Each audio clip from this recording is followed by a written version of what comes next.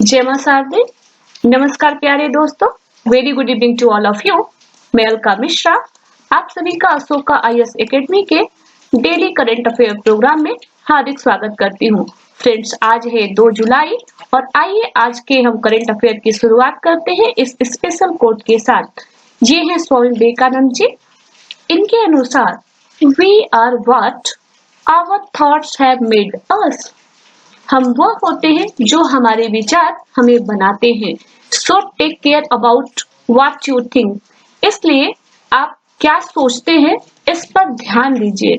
Words are secondary.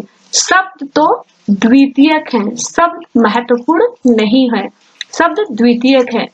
Thoughts live. जो विचार है वे जीवित रहते हैं। दे ट्रेवल फॉर, और वे दूर तक जाते हैं। यानी जैसा आप सोचेंगे वैसा आप होंगे, इसलिए जैसा आप होना चाहते हैं वैसा सोचिए, निश्चित तौर पे आप वैसा ही होंगे। तो फ्रेंड्स, इन्हीं बातों के साथ आइए आज के क्लास की शुरुआत करते हैं। Which Indian state has launched हमारा घर हमारा विद्यालय कैंपेन? तो फ्रेंड्स, इसे शुरू करने जा रही है मध्य प्रदेश की सरकार और मध्य प्रदेश राज्य ने इसे शुरू कर दिया है और ये 6 जुलाई से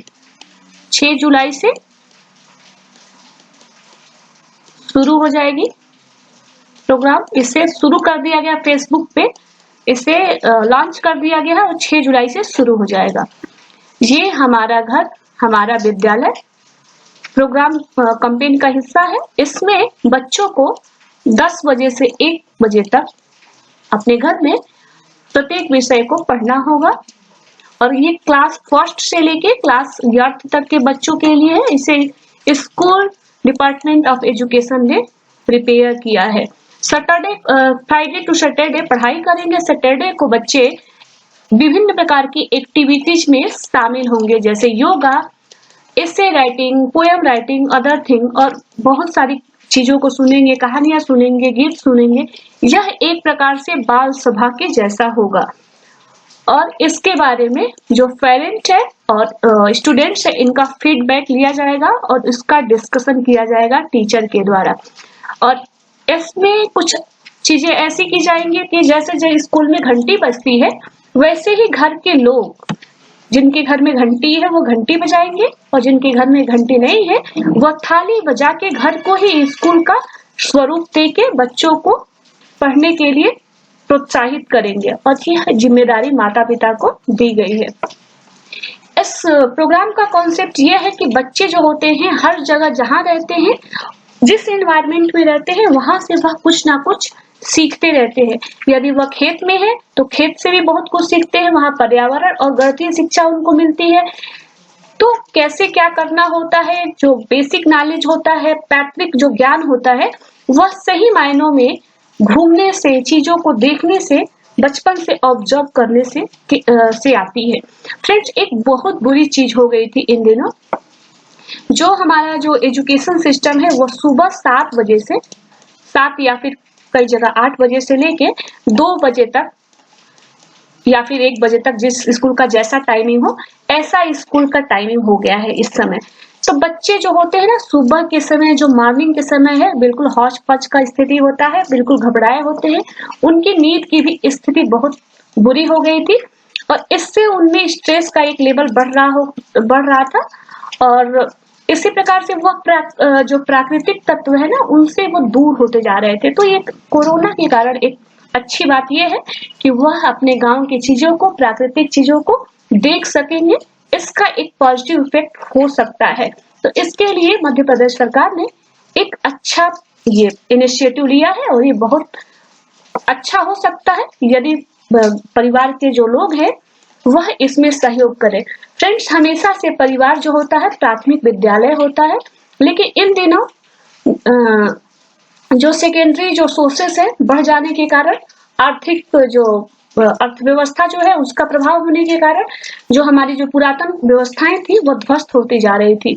लेकिन जो सीखने के जो पहले के तरीके थे, परंपरागत तरीके, वह कहीं ना कहीं व्यक्ति को एक बेहतर इंसान बनाने की ओर भी कारगर थे।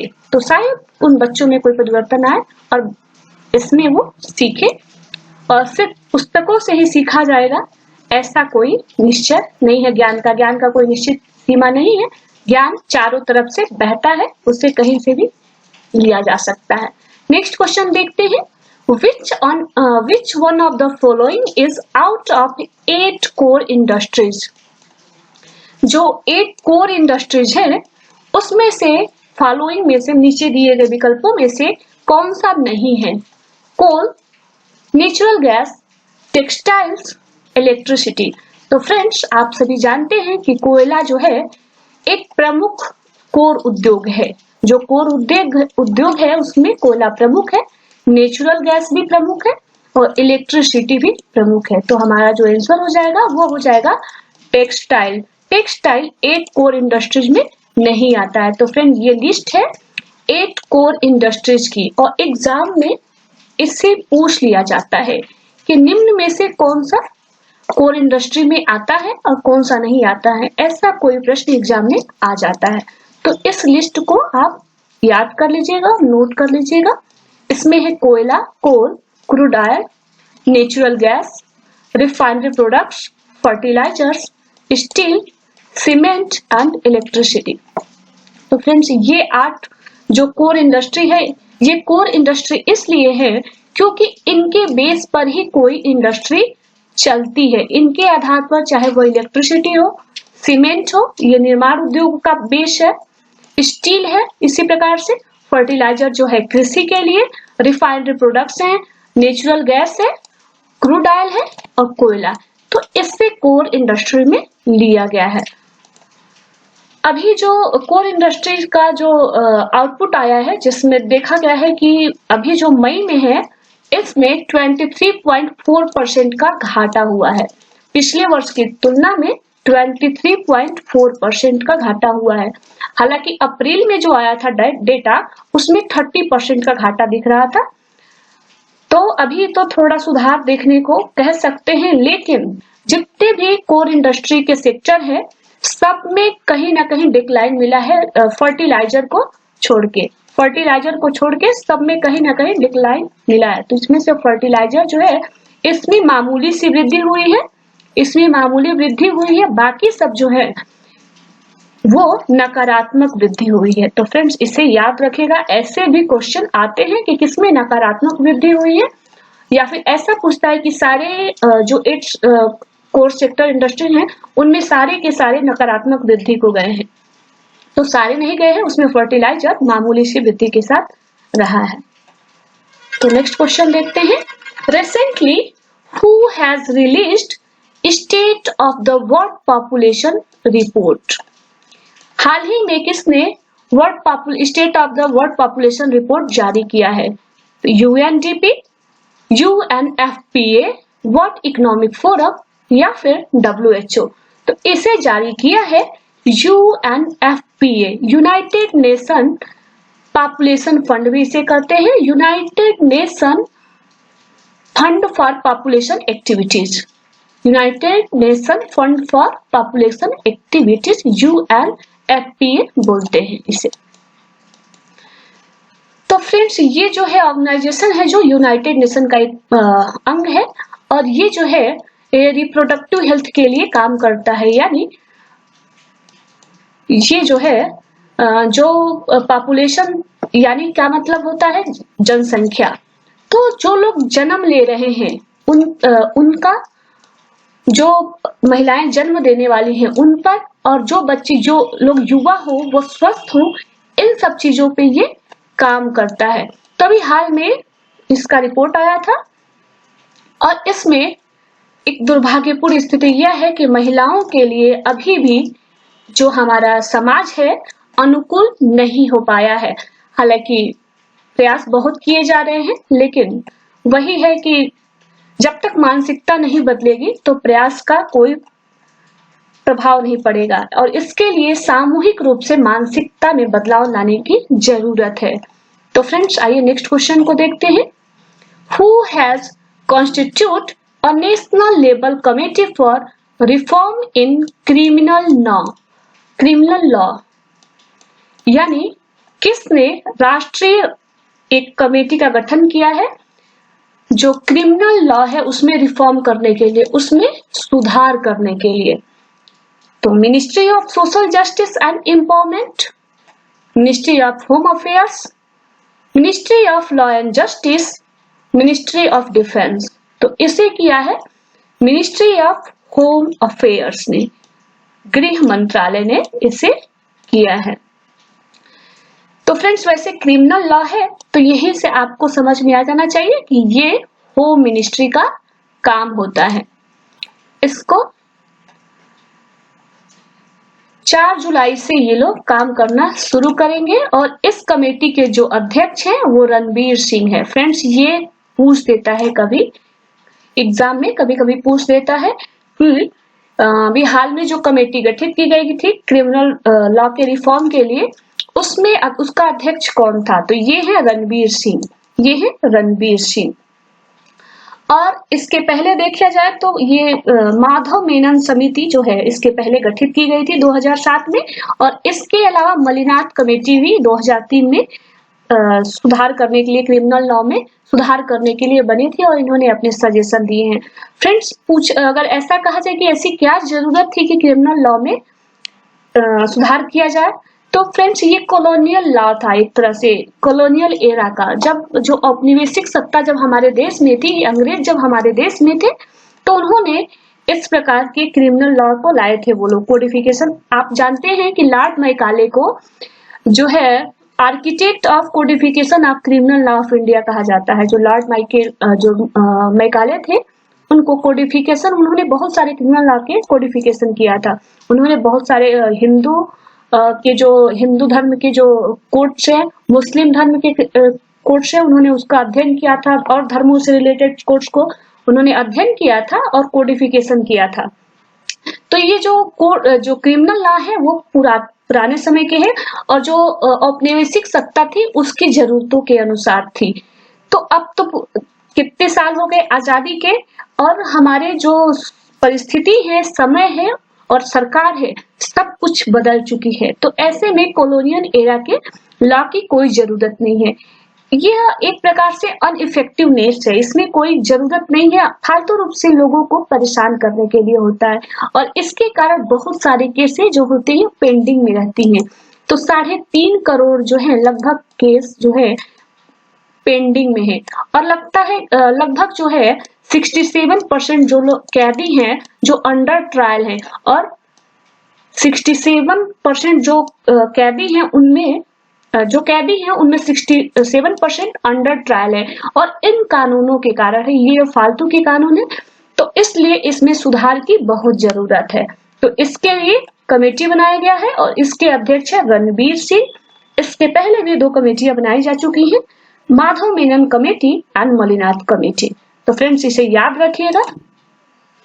नेक्स्ट क्वेश्चन देखते हैं, who declares entire Nagaland disturbed area for 6 month?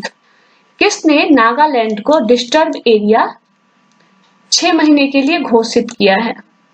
Ministry of social justice and empowerment, ministry of home affairs, ministry of law and justice, ministry of defence. तो इसे किया है मिनिस्ट्री ऑफ होम अफेयर्स ने, इसे किया है गृह मामलों के मंत्रालय ने। तो फ्रेंड्स ये नागालैंड जो है ना, इससे 6 महीने के लिए 30 जून से 6 महीने के लिए फिर से डिस्टर्ब एरिया घोषित किया गया है। तो डिस्टर्ब एरिया में क्या होता है फ्रेंड्स कि आर्म जो होता है अप्सपा लगता है। अप्सपा एक कानून है जिसके तहत जो आर्मी होती है हमारे, उसे स्पेशल पावर मिल जाता है, उन्हें स्पेशल पावर मिलता है और उसमें वह किसी भी व्यक्ति के घर में बिना किसी ऑर्डर के घुस सकते हैं, किसी भी व्यक्ति को गोली मार सकते हैं, ऐसे कुछ उनको पावर दिए जाते हैं। हालांकि इसके बहुत सारे सकारात्मक एवं नकारात्मक पक्ष है, तो हमें उस पर नहीं जाना है, बस इतना जानना है कि अभी इसे बढ़ा दिया गया है। इसके साथ ही हम नागालैंड को भी थोड़ा सा जान लेते हैं। मैप में इसे देखते हैं, इसकी स्थिति क्या है, लोकेशन क्या है। तो फ्रेंड्स ये है नागालैंड, ये बिल्कुल पूर्व में है भारत के और यह 7 सिस्टर में एक महत्वपूर्ण 7 सिस्टर का जो भारत का कॉन्सेप्ट है, ये पूर्वोत्तर 7 बहनें के रूप में इन्हें जाना जाता है, जो 7 स्टेट है। तो ये जो नागालैंड है ये है, इसकी जो राजधानी है वह है कोहिमा, और यह अरुणाचल प्रदेश, मणिपुर और मिजोरम इनसे पहले जो मणिपुर और असम इससे घिरा हुआ है, और अरुणाचल प्रदेश से 3 भारतीय राज्यों से ये घिरा हुआ है। आप देखेंगे फ्रेंड्स, जो भारत का जो पूर्वी भाग है, एकदम पूर्वी भाग है, उसमें अरुणाचल प्रदेश, नागालैंड, मणिपुर और मिजोरम ये चारों स्टेट आते हैं। तो इसे आपको जानना चाहिए कौन सा स्टेट जो होता है पूर्वी सीमा बनाता है, भारत का पूर्वी सीमा बनाता है। तो ये है अरुणाचल प्रदेश, नागालैंड, मणिपुर एंड मिजोरम। तो इसके अलावा यह जो नागालैंड है ये म्यांमार के साथ इंटरनेशनल बाउंड्री भी शेयर करता है। तो इस प्रकार से यह 3 भारतीय राज्यों के साथ बाउंड्री शेयर करता है और एक इंटरनेशनल बाउंड्री भी शेयर करता है, और इसके कारण इसकी जो स्थिति है इसकी, वह थोड़ी सी रणनीतिक हो जाती है। इसके अलावा भी इसका इतिहास है, हम जब नागालैंड के बारे में जानेंगे तो इसको देखेंगे कि यह यहाँ पे डिस्टर्ब एरिया क्यों इसको घोषित किया गया है और क्या इसके फायदे हैं, क्या नुकसान है। तो अभी हम सिर्फ मैप में देख लिए, ये जो है हमारा नागालैंड है और यह म्यांमार से जुड़ा हुआ है। मणिपुर, असम एंड अरुणाचल प्रदेश से इसकी सीमाएं लगती हैं। इसकी राजधानी कोहिमा है। Who has launches a new scheme, Accelerate Vigyan? Science and Engineering Research Board, Niti Aayog, Ministry of Human Resources and none of this. तो इसे किया है SWAB ने, इसे किया है science and engineering research board ने। यह किसके लिए किया है? तो यह है हमारे जो इंजीनियरिंग क्षेत्र में जो साइंटिफिक वैज्ञानिक शोध को बढ़ावा देने के लिए यह किया गया है, और इसमें यह आशा की गई है कि अच्छे शोध होंगे, अच्छे वैज्ञानिक शोध होंगे और इससे देश की तरक्की सुनिश्चित हो सकेगी। तो इसे इंटर मिनिस्ट्रियल स्कीम के रूप में इसे कई बार पूछता है कि इसे कौन सा मंत्रालय कर रहा है। हालांकि जो सर्व है वो DST के अंतर्गत आता है, department of science and technology. तो यह इंटर मिनिस्ट्रियल स्कीम है, यानी अंतर जो मंत्रालय योजना के रूप में इसे माना गया है, और यह मैन पावर, जो वैज्ञानिक मैन पावर है उसको बढ़ाने के लिए, मैन पावर को बढ़ाने के लिए इस तैयारी के रूप में इसे देखा जा सकता है, और एक बहुत अच्छा कदम है। जब तक शोध और अनुसंधान नहीं होंगे तो नई नई चीजें कैसे आएंगी, और इससे मैन पावर का विकास कैसे होगा। किसी भी तरक्की के लिए शोध और रिसर्च बहुत इंपॉर्टेंट होते हैं। तो नेक्स्ट क्वेश्चन देखते हैं friends. Tribal India outlets are related to which ministry? जो ट्राइबल इंडिया आउटलेट है यह किस मंत्रालय से संबंधित है? तो ministry of social justice and empowerment, ministry of tribal affairs, ministry of law and justice, ministry of defence. तो फ्रेंड्स ये है मिनिस्ट्री ऑफ ट्राइबल अफेयर्स। वैसे तो नाम से ही स्पष्ट हो जाता है। इसे अभी प्रयागराज के एयरपोर्ट पे एक खोला गया है ट्राइब्स इंडिया आउटलेट। इसके पहले भी इलाहाबाद यानी प्रयागराज में एक आउटलेट खोला जा चुका है, और यह उत्तर प्रदेश का चौथा आउटलेट होगा। तो सिर्फ इसे न्यूज के रूप में लीजिएगा। अभी तक 121 उसे खोलने का, ट्राइब्स जो आउटलेट्स हैं इसे खोलने का उद्देश्य है सरकार का। इसमें जो ट्राइब्स इंडिया आउटलेट्स है इसमें ट्राइबल्स जो होते हैं उनसे संबंधित जो शोरूम है वो होते हैं, उसमें उनसे रिलेटेड सामग्री होती है, जो ट्राइब्स जनजातियों से संबंधित जो होती है सामग्री होती है, उनका प्रचार प्रसार होता है, उनको लोग खरीदते हैं। What is operation Setu Samudram? Operation Setu Samudram क्या है? Building bridge on ocean, bring Indian to home country, agreement to Sri Lanka, या फिर ट्रीटी ऑन इंडियन ओशन। तो फ्रेंड्स इसका सही आंसर है वह है bring Indians to home country, यानी जो ऑपरेशन सेतु समुद्रम है उसे भारतीय जो है विदेश में फंसे हुए हैं उन्हें वापस स्वदेश लाने का एक स्कीम है। ऑपरेशन सेतु समुद्रम जो विदेशी नागरिक बाहर जो देश के नागरिक हैं वो विदेशों में फंसे हुए हैं उन्हें स्वदेश लाने का एक स्कीम है और यह पीआईबी में डिस्कस्ड था। Who has released towards a clean energy economy report? किसने towards a clean energy economy report release किया है? Ministry of environment, forest and climate change, ministry of human resources, NITI Aayog या फिर यूनेप ने? तो फ्रेंड्स जो ये रिपोर्ट है इसे रिलीज किया है नीति आयोग ने। इसमें towards a clean energy economy के लिए कॉन्सेप्ट दिए गए हैं और इसे नीति आयोग ने रॉकी माउंटेन इंस्टीट्यूट के साथ मिलकर रिलीज किया है, जिसमें पोस्ट कोविड यानी कोविड-19 के बाद जो की क्या संभावनाएं हैं ऊर्जा के क्षेत्र में और मोबिलिटी सेक्टर, तो इसके लिए कैसे क्लीन एनर्जी की बिना एनर्जी के कोई भी देश तरक्की नहीं कर सकता है और अभी क्लीन एनर्जी की कितनी जरूरत है, कैसे उसको बढ़ावा दिया जाए, ऐसी दिशा में क्या प्रयास किए जा सकते हैं उस पर एक रिपोर्ट दिया है और क्या किया जाना चाहिए इस पर चैलेंजेस के बारे में और क्या कुछ अभी हम कर सकते हैं वे फॉरवर्ड के लिए। इसमें NITI Aayog and Rocky mountain institute ने इसे तैयार किया है। तो फ्रेंड्स इस क्वेश्चन को याद रखिएगा कि किसने towards a clean energy economy report किसने जारी किया है, तो इसे किया है नीति आयोग ने। नेक्स्ट क्वेश्चन देखते हैं, who has announced photo and film competition on science through my eyes, science through my eyes यानी साइंस थ्रो माई आइज यह कॉन्सेप्ट है और इस कॉन्सेप्ट पे यानी इस विषय पे फिल्म एंड फोटो कंपटीशन आयोजित किया जा रहा है। तो इसे कौन आयोजित कर रहा है? नीति आयोग, इंसा सर या फिर ministry of youth affairs and sports, none of this. तो इसे कर रहे हैं, अनाउंस्ड किए हैं करने के लिए इंसा सर। इंसा का फुल फॉर्म है Indian national science academy, Indian national science academy. ये जो है डीएसटी का जो department of science and technology है उसका एक ऑटोनोमस स्वायत्त संगठन है, ऑटोनोमस बॉडी है। और ये जो सर्व है science engineering research board, science and engineering research board जो है ये जो है स्टेटरी बॉडी है, एक वैधानिक संगठन है डीएसटी का। डीएसटी का एक वैधानिक संगठन है।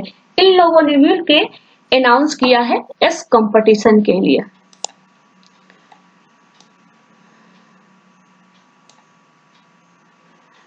DST serve in collaboration with INSA launch photo and film competition with the theme Science Through My Eyes। यानी कोविड-19 के स्थिति में लोगों को वैज्ञानिक जो है चीजों से जोड़े रहना, वैज्ञानिक तत्वों चीजों के साथ उनको जोड़े रहे, उनके रुझानों को, और वो कैसे चीजों को लेते हैं, उन्हें कैसा इस थीम के साथ कि वो साइंस को कैसे देखते हैं। तो इस चीज के लिए कंपटीशन आयोजित किया गया। तो बस इतना ही है, हमें जो जानना है बस इतना से मतलब है कि उसका थीम क्या है सब्जेक्ट का। तो इसका थीम है science through my eyes. Friends एक न्यूज था और इसमें ये है कि हाल ही में एक उनका जो है यूनाइटेड नेशन जो है